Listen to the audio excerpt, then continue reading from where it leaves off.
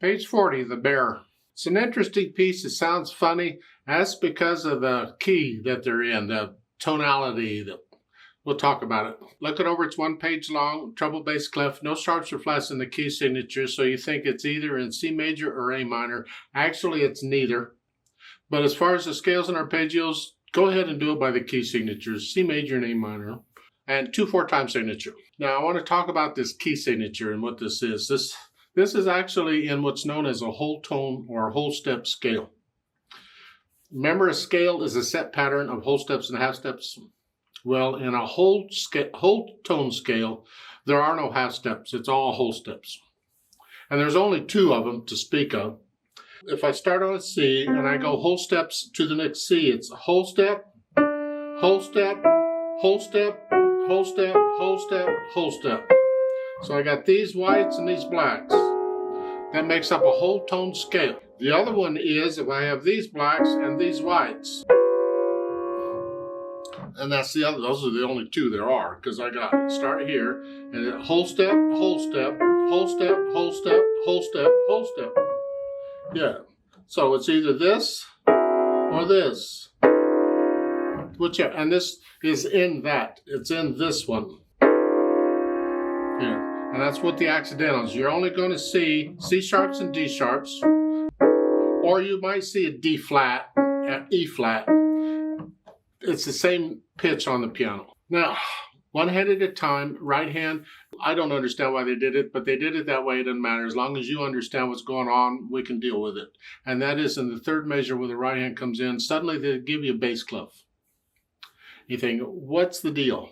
Why don't they just give us a bass clef to begin with? Because you can do that. You can have 2 bass clefs. The reason we always check the clef signs as part of the process is because they're not always going to be treble and bass. They could have just put in 2 bass clefs.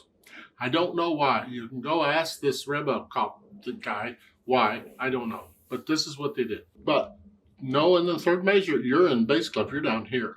2.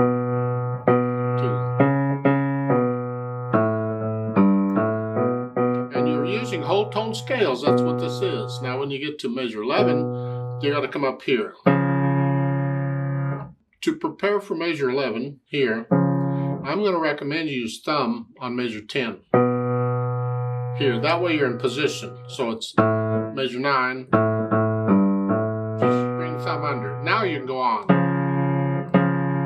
These are going to be, an interval of a third, of a major third.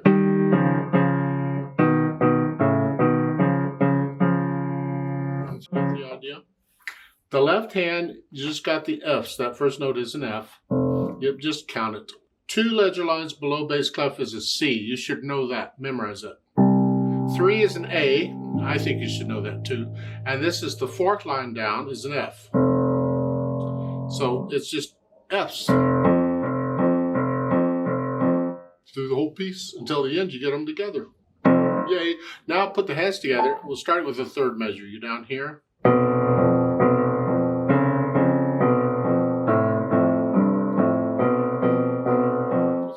It. So put the hands together, and then I'll go back over it slowly and get rid of any hesitations. After that, I add the articulation. Then we got staccatos, flexing at the wrist here. The right hand has the 2-note slinger on these. Make them as long as you can.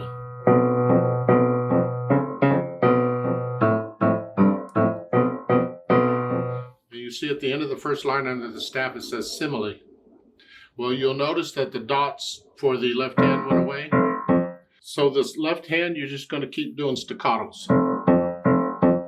Now at the end, the last line, you get the staccato and the tenuto. It's like, what do you want? Well, again, this is called portato. It's a long staccato. It's separate them. It's not short. No. This. Keep it staccato if you can. Can you do that? And that at the same time?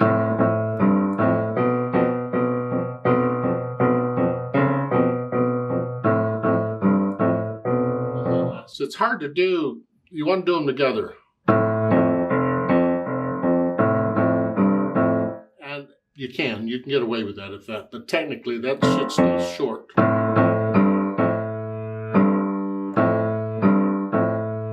Technically that left hand should be short, but do the best you can with that one. And then the dynamics. Start soft. Come up to about a moderately soft. But when the right hand comes in, it comes in a moderately loud.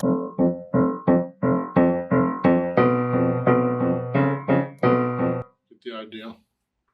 And you follow the dynamics. Then the speed is andante. Well, keep in mind it's a bear. It's not a bear in a hurry. It's just a bear walking. As far as the speed of the beat, I don't know. It's just whatever the bear wants to do.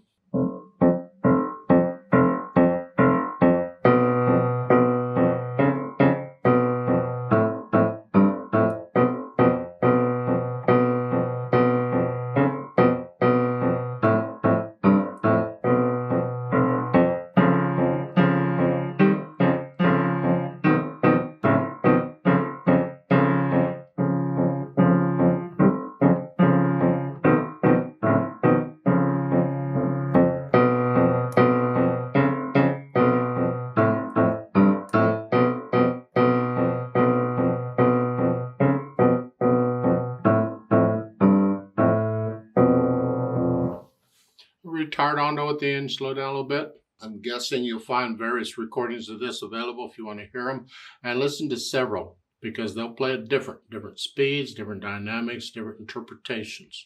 Remember the natural accent. 1, 2, 1, 2.